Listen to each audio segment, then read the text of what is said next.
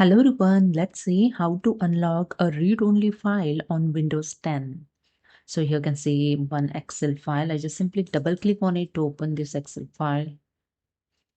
And here you can see on the top side, Excel file name with the read-only status here showing.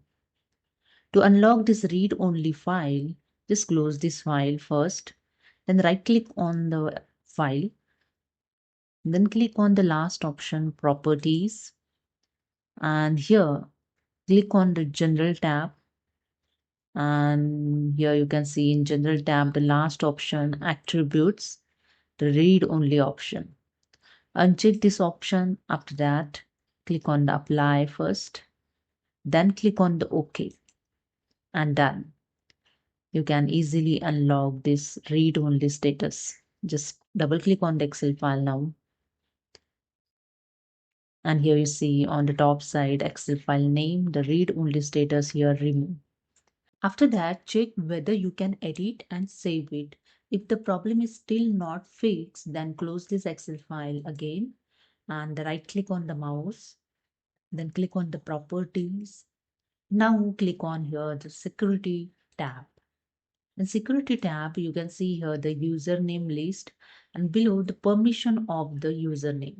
So here I select the system username, the permission of system, allow and deny. So in list of permission, you can check the modify is allow or not, or write allow or not. Okay. If deny and you want to convert in allow, then here the one option to change permission, click edit and click on the edit and click on the your username system.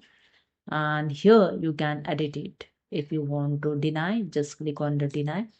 And if you want to allow, just click on the allow. Okay. And after that, click on the apply, then click on the OK. So this is the way also you can unlock the file in Windows. So that's it. I just close this dialog box and close this and done.